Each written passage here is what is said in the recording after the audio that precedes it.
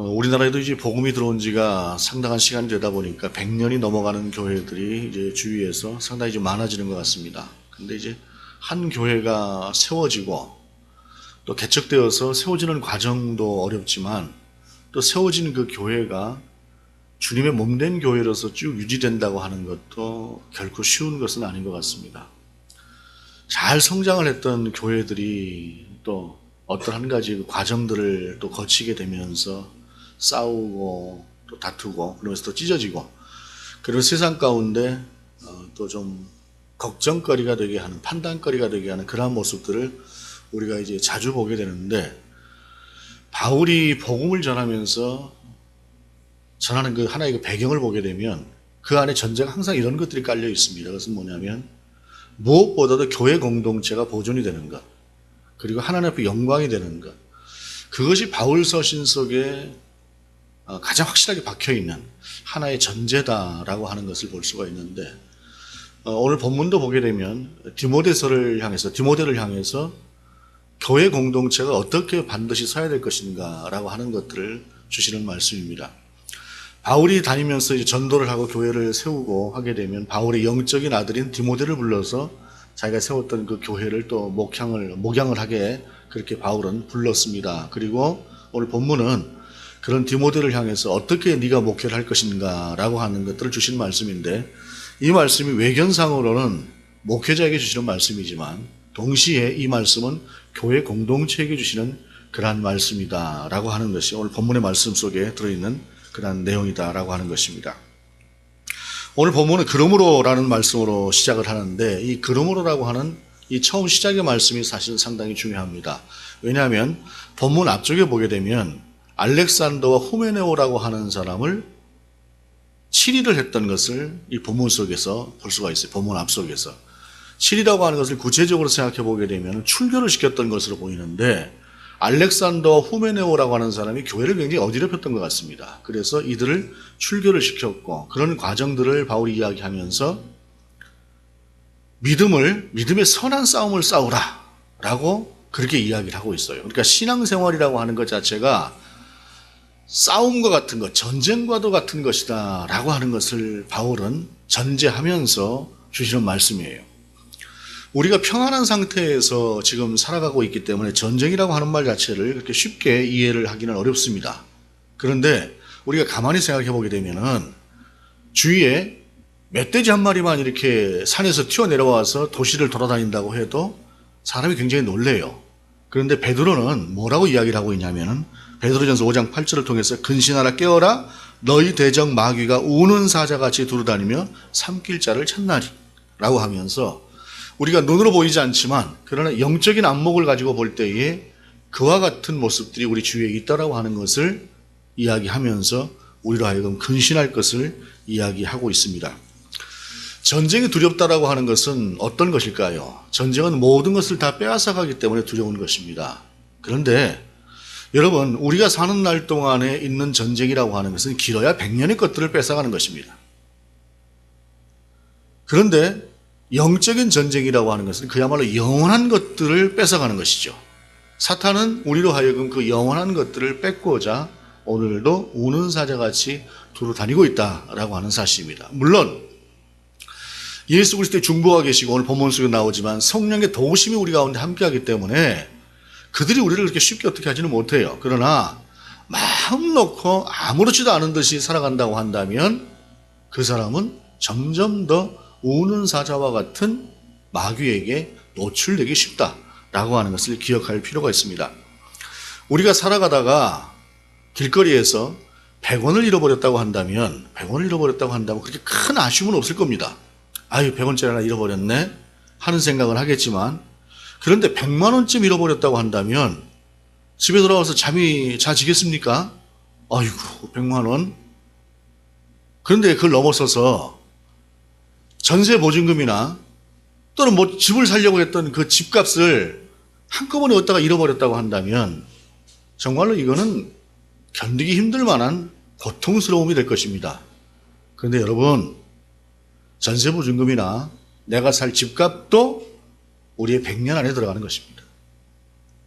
우리가 그 이상의 것들에 대해서 우리 속에서 좀 더 느낄 수 있고 좀 더 묵상할 수 있고 하나님의 나라에 대한 소중한 가치에 대해서 다시 한번 생각할 수 있기를 원합니다. 그리고 그 전쟁과도 같은 그러한 속에서 우리에게 이기는 방법이 무엇인가 라고 하는 것을 첫째는 목회자이긴 디모데에게 그리고 그 다음에 교회 공동체 모두에게 오늘 말씀을 주시는 것인데 그 말씀이 그러므로 내가 첫째로 권하노니 모든 사람을 위하여 간구와 기도와 도고와 감사를 하되 라고 말씀하고 있습니다. 여기서 말씀하고 있는 간구라고 하는 것은 우리가 잘 아는 것처럼 세상을 살아가면서 언제나 넉넉하다라고 하는 마음을 가지고 사는 것은 그렇게 쉽지 않지요.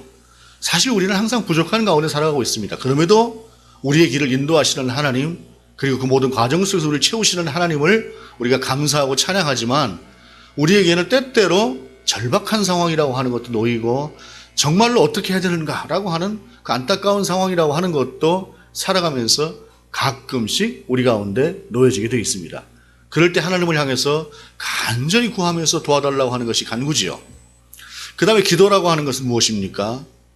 기도라고 하는 것을 간구 쪽으로만 우리가 생각할 수가 있겠는데 사실은 기도라고 하는 것은 우리가 살아가면서 경건의 훈련을 하기도 하고 한 사람이 그리스도인으로 반듯하게 설 수 있도록 하나님 앞에서 늘상 구하는 기도가 사실은 기도의 내용이어야 됩니다. 그래서 주기도문을 가끔 한 번씩 우리가 처음부터까지 깊이 묵상하면서 한 절 한 절 묵상하면서 기도하는 것도 대단히 중요한 의미가 있습니다.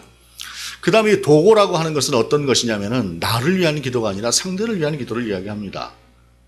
이 세상에 기도를 필요로 하지 않은 사람은 아무도 없습니다. 우리들 중에 나는 누가 나를 위해서 기도해 주는 거 원치 않아. 그런 사람이 있다고 한다면 그 사람은 굉장히 잘못된 신앙을 가지고 있는 사람입니다. 저도 여러분도 기도가 절실히 필요한 사람들입니다. 우리는 서로를 위해서 기도해 줄 필요가 있는 사람들이죠. 이것이 도고입니다. 그 다음에 감사라고 하는 것은 무엇입니까? 감사는 돌아봄이 없으면 감사가 없습니다. 우리가 살아가면서 그냥 딱 순간 주어지는 어떤 것들을 보고 감사합니다. 이런 감사도 있지만 감사라고 하는 것은 잠잠하게 내 자신을 돌아보면서 그 과정 가운데 하나님이 나를 인도하셨다라고 하는 그 하나님의 인도하심을 발견할 때 깨닫게 될 때 그때 하나님 앞에 올려드리는 감사가 정말 참다운 감사입니다. 얼마 전에 어떤 목사님이 자랑스럽게 노트 2권을 가지고 와서 탁 내놔요. 한번 보세요. 봤더니 표지에 감사 노트라고 되어 있어요. 감사 노트라고 되어 있고 그 안에 내용을 보니까 날짜별로 한 2줄, 3줄 또는 1줄씩 날마다 하나님 앞에서 그 감사한 것들을 적어 놨더라고요. 그러면서 이게 몇 년 동안 하나님 앞에서 감사일지를 쓴 것이라고 하면서 내어놓는데 가만히 그 말씀을 그 노트를 보면서 생각이 그랬어요. 감사를 깊이 묵상하는 훈련이 이런 것들을 통해서 참 되어지지 않을까라고 하는 생각을 하면서 우리도 감사 노트를 한번 기록해 보면 어떨까 하는 생각을 했습니다. 그런데 어찌됐든 간에 감사라고 하는 것은 하나님 앞에서 나를 돌아보는 그 돌아봄이 있을 때에 감사가 떠오를 수 있고 하나님 앞에 감사를 올려드릴 수 있다라고 하는 사실입니다. 그래서 감사는 묵상이 필요한 것입니다. 돌아봄이 필요한 것입니다. 하나님 앞에서 시간이 필요한 것이죠. 그러면서 본문은 바울은 이렇게 이야기를 합니다. 이 모든 것들이 사실은 이제 한마디로 보게 되면 기도라고 하는 말로 우리가 볼 수 있어요. 우리는 기도라고 이야기할 때 그 안에 간구도 도고도 감사도 포함을 하고 있지만 이 모든 것 전체를 아우러서 이야기하는 것이 기도다라고 하는 것인데 기도를 필요로 하지 않는 사람은 아무도 없듯이 또한 기도가 없이 우리의 믿음이 존재하는 것도 굉장히 힘든 일입니다. 물론 이 기도가 딱 무릎 꿇고 하나님 앞에서 기도하는 그 시간만이 기도냐라고 하는 것은 생각해 볼 여지가 있어요. 언제나 수시로 하나님을 생각하고 이것이 하나님 보시기에 옳은 것일까? 하나님 도와주옵소서? 라고 하는 그러한 삶이라고 한다면 그 자체의 삶이 기도일 것입니다만은 그러나 대개의 경우에 기도는 또한 별도의 시간을 필요로 하는 것도 분명한 사실입니다. 하나님 앞에서 별도의 시간을 드린다고 하는 그 자체가 사실은 그 자체가 기도일 수 있죠. 예수님께서 그 부제 중에 복음서를 보게 되면 귀신 들린 아들을 둔 어떤 아비가 찾아와서 제자들에게 좀 고쳐주세요. 그렇게 이야기를 했습니다. 제자들이 열심을 내서 고쳐보려고 했지만 아무도 고치지 못했습니다. 누가복음은 그냥 꾸짖으셨고, 마태복음을 보게 되면은 조용하게 예수님을 찾아서 왜 주님 우리가 못 고쳤지요? 라고 할 때 너희가 믿음이 없었다 라고 말씀하시는데, 마가복음은 다르게 이야기하고 있어요. 기도 외에는 이런 일과 나갈 수 없느니라. 즉 믿음과 기도는 다른 것이 아니에요. 기도를 할 때 우리의 영성이 건강해질 뿐만 아니라 그 기도를 통해서 우리의 믿음도 확장되어지는 것이죠. 그러기에 기도라고 하는 것은 반드시 필요한 것인데, 특별히 오늘 본문 속에서 중요한 것은 모든 사람을 위해서 그렇게 하라는 것입니다. 본문은 모든 사람이라고 하는 말을 4번 사용하고 있어요. 기도뿐이 아니라 우리가 살아가는 삶이라고 하는 것은 나 혼자의 삶이 아니에요. 더불어 함께 살아가는 것이기 때문에 내 옆에 있는 사람이 함께 필요한 것이다 라고 하는 사실이죠. 특별히 그러면서 본문은 이렇게 나가고 있습니다. 2절에 임금들과 높은 지위에 있는 모든 사람을 위하여 하라. 이는 우리가 모든 경건과 단정함으로 고요하고 평안한 생활을 하려 함이라. 제가 과거 청년을 지도하던 때에 대통령이 이렇게 한번 바뀌는 과정에서 어느 특정 대통령을 위해서 우리가 기도해야 된다라고 청년들이 이야기를 했더니 청년들이 난리가 났어요. 무슨 저런 사람을 위해서 기도하라는 말입니까? 라고 하면서 발끈해가지고 다들 난리가 났었는데, 그 친구들이 오해를 했던 것은 그런 것 같아요. 한 개인의 안위를 위해서 기도하는 것이라고 생각을 했던 것 같습니다. 그 사람 자체가 잘 되라고 어떤 축복하는 것처럼. 그게 아니죠. 우리의 역사를 보게 되면 존경받는 대통령이 그렇게 많지 않습니다. 어떤 사람들은 수많은 사람을 학살하고 대통령이 된 사람도 있고, 이것저것 참 많이도 자기 주머니에 챙겨 넣어서 지금 영어의 몸이 된 사람도 있고, 갖가지 그런 모습들 한 사람들이 있습니다. 우리의 기도가 필요한 것은 그들의 한 사람이 잘 되라고 하는 것을 위해서 기도가 필요한 것이 아니라, 그들이 맡은 자리에서 맡은 일을 똑바로 할 수 있도록 하나님께서 그들을 강권적으로 붙들어 달라고 기도하는 것, 이것이 그들을 위한 기도의 내용이 되어야 되는 것입니다. 하나님 대통령을 복되게 하시옵소서, 그냥 지혜롭게 하시옵소서, 솔로몬처럼 잘 되게 하시고 이런 기도가 아니라, 하나님의 지혜와 능력이 이 사람으로 하여금, 이 대통령으로 하여금 공의의 길을 가게 하시고, 온전히 백성을 위한 삶을 살게 하시고, 사리사욕을 멀리하게 하시고, 하나님의 뜻을 이루는 그러한 통치자로 서게 하여 주시옵소서 라고 기도하는 것, 그것이 기도의 내용이 되어야 되는 것이죠. 한 사람을 찬양하는 것은 그건 기도가 아닙니다.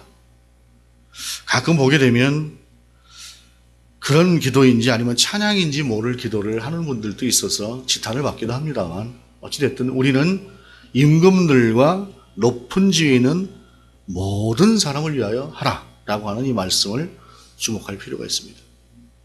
영향력 있는 모든 사람을 위해서 함께 그들을 위해서 기도할 필요가 있다는 것입니다. 왜요? 이는 우리가 모든 경건과 단정함으로 고요하고 평안한 생활을 하려 함이라. 그들이 그렇게 제대로 통치를 해야 우리가 경건의 생활을 할 수가 있고 우리가 잘 살 수 있기 때문에 그런 것입니다. 그렇기 때문에 그리스도인에게 있어서 임금들과 높은 자리에 있는 자들을 위해서 기도하는 것은 바로 그런 면에 있어서 당연한 의무가 되는 것이다 라고 하는 것입니다. 이것이 우리 구주 하나님 앞에서 선하고 받으실 만한 것이니 라고 말씀하시면서, 하나님은 그 다음에 하나님은 모든 사람이 구원을 받으며 진리를 아는 데 이르기를 원하시느니라 라고 말씀하고 있어요. 이 본문에 있는 임금들과 높은 사람들을 위해서 기도해야 되는 이유 중에 하나는 그들에게 모든 사람이 구원을 받고 진리를 아는 데 이르기를 원하시는 우리 하나님의 뜻을 실현시키기 위해서 그렇습니다. 그래서 우리가 복음을 온전하게 전할 수 있도록, 우리가 안연한 가운데 신앙생활을 할 수 있도록 하나님이여 임금을 도와주시고 높은 자리에 있는 자들을 붙들어 주시옵소서 라고 기도하는 것이죠. 그 결과를 위해서 우리가 기도하는 것이다 라고 하는 사실입니다. 그러면서 본문은 나아가서 이렇게 이야기를 합니다. 5절에 하나님은 한 분이시요 또 하나님과 사람 사이의 중보자도 한 분이시니 곧 사람이신 그리스도 예수라라고 하시면서 예수 그리스도를 우리 가운데 다시 한번 소개를 하고 있습니다. 그러면서 먼저 전제하는 것이 하나님은 유일하신 하나님이다라고 하는 것을 이야기하고 있습니다. 하나님이 두 분일 수 있을까요? 세 분일 수 있을까요? 물론 우리는 삼위일체를 이야기합니다.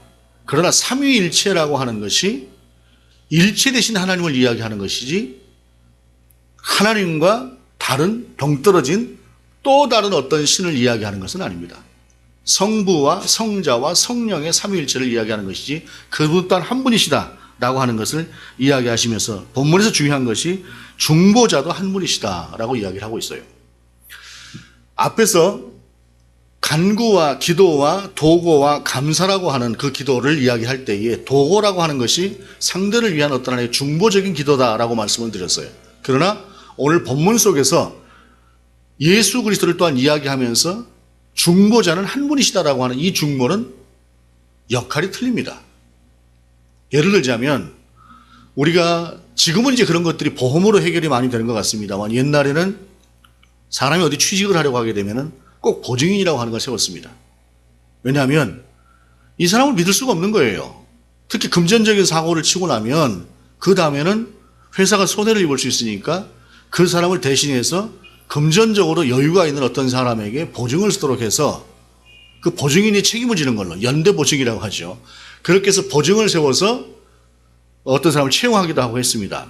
그런데 대개의 경우는 이제 보증을 잘못 써서 굉장히 힘들어지는 경우들도 많이 생겨나지만 어떤 경우에는 보증을 서줬던 사람조차에게서도 아무것도 받을 수 없는 경우들이 종종 있습니다. 사람은 아무리 넉넉하게 모든 것들을 보증할 만한 사람이 있다고 할지라도 그 사람이 온전한 것들을 보증해 주지 못합니다. 하나님과 사람 사이에도 그렇지요. 우리가 누군가를 위해서 간절히 기도하고 그 사람을 나처럼 너 자식처럼 위해서 기도해 줄 수 있겠지만 그러나 그 기도라고 하는 것이 영원히 그렇게 하지는 못하는 것입니다.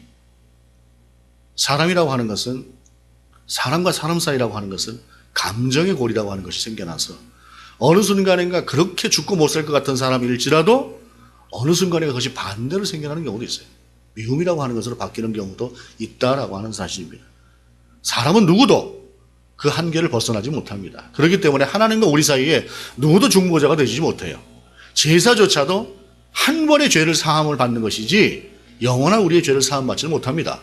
오직 우리 구주 예수 그리스도만이 하나님이 한 분이신 것처럼 중보자도 오직 우리 주님 한 분이시다라고 하는 것을 본문은 이야기하면서 특별히 중요한 것이 곧 사람이신 그리스도 예수라라고 이야기를 하고 있어요. 이것은 우리 신앙의 정체성과도 같은 것인데 이때 당시에 그 바울이 복음을 전하고 있었던 이때 당시에 사람들 중에서 영지주의라고 하는 사람들 같은 경우는 어떻게 생각했냐면은 우리가 살고 있는 이 세상에 어떻게 그 존귀하신 하나님이 인간이 되시냐? 말도 안 된다. 하나님과 우리의 거리라고 하는 것이 얼마나 먼 거리냐? 근데 그분이 우리와 같은 이 비천한 몸이 되신다라고 하는 것은 말도 안 된다. 그래서 그분은 그냥 사람처럼 오셨던 것처럼 보이는 것이지 사람은 아니다. 사람을 오신 것은 아니다. 이런 주장들을 하기도 했어요. 그런데 우리는 분명하게 우리의 신앙 고백을 통해서 동정녀 마리아에게 잉태하시면서부터 그분은 온전한 사람으로 우리 가운데 오셨고 십자가에 달려 죽으실 때까지 그분은 우리와 같은 사람으로 계셨다라고 하는 것을 분명히 우리의 신앙으로 고백하는 것입니다. 그리고 하나님께서 세상을 구원하신다고 할 때에 다른 방법이 없었을까요? 그러나 하나님께서 친히 우리 가운데 오셔서 사람이 되시고 십자가를 지시고 죽으시기까지 하셨다라고 하는 것은 그 의미가 갖는 의미가 보통의 의미하고는 다른 것이다 라고 하는 것을 분명히 우리가 알아야 될 것입니다. 그분은 분명히 사람이 되신 분이다라고 하는 것입니다. 그러면서 6절에 그가 모든 사람을 위하여 자기를 대속물로 주셨으니 기약이 이르러 주신 증거니라 라고 말씀하시면서 우리가 다시 한번 모든 사람과 더불어서 함께 해야 되는 이유를 또한 예수 그리스도를 통해서 이야기하고 있어요. 그가 모든 사람을 위해서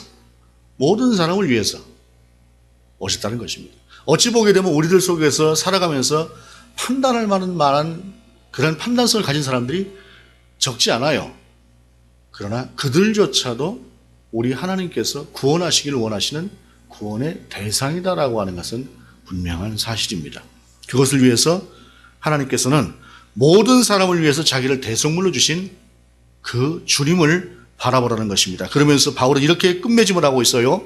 이를 위하여 내가 전파하는 자와 사도로 세움을 입은 것은 참말이요 거짓말이 아니니 믿음과 진리 안에서 내가 이방인의 스승이 되었느니라 라고 하면서 자기 자신이 바로 그와 같이 모든 사람을 위해서 그들에게 복음을 전하는 사도가 되었고 이방인의 증거자가 되었다라고 하는 것을 이야기하고 있는 것입니다. 이 이야기는 디모데에게 그러니 어떻게 하라는 것입니까? 너도 그렇게 하라라고 하는 것이죠. 모든 사람을 향해서 네가 열고 예수 그리스도가 모든 사람을 위해서 죽으신 것처럼 너도 그와 같은 자세로 기도하고 목회를 하라. 또한 네가 더불어 함께 살아가고 있는 교회 공동체의 모든 사람들도 너만 생각하는 신앙이 아니라 모든 주위에 있는 교회 공동체를 위해서, 가족 공동체를 위해서, 이웃 공동체를 위해서, 더불어 함께 살아가는 사람들을 위해서 기도하고 함께 살아갈 줄 알아라 라고 하는 것이 오늘 본문을 통해서 우리 가운데 주시는 말씀이다라고 하는 사실입니다. 왜냐하면 그들 모두가 다 하나님께서 구원하시기를 원하시는 사람들이기 때문에 그렇습니다. 우리는 복음을 전할 전도의 의무를 가진 사람들입니다. 전에 이제 이런 얘기를 한번 목사님들하고 한 적이 있어요.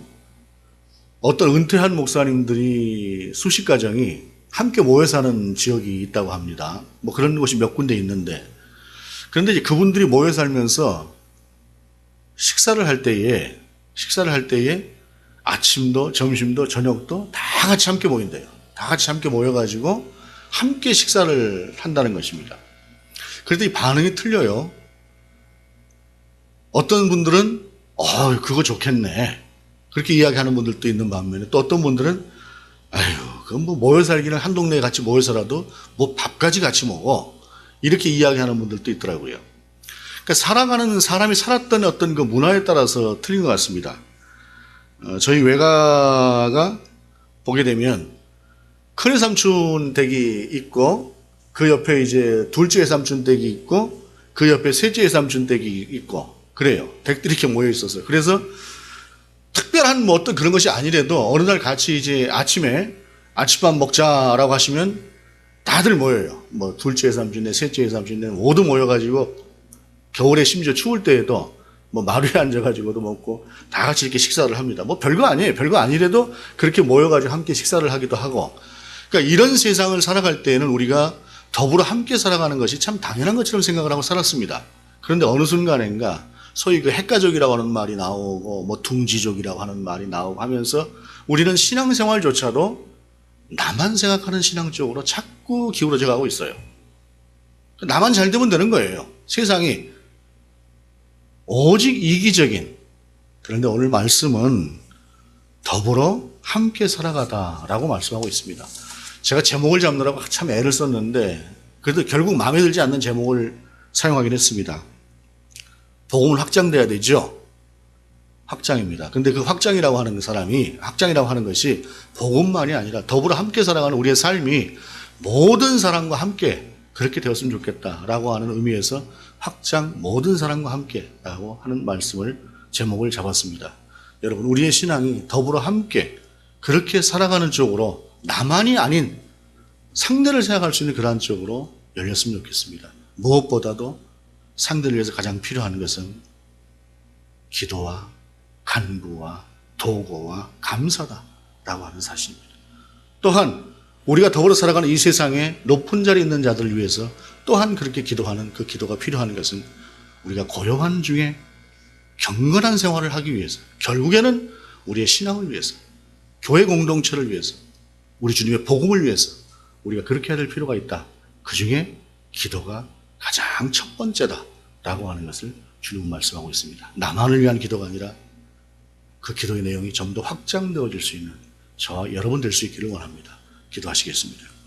하나님, 나만이 아닌 모든 사람과 함께 더불어 함께 살아갈 줄 아는 우리가 되게 하시옵소서. 그들을 배려하고 그들을 위해서 기도할 줄 아는 그리스도인 되게 하시옵소서.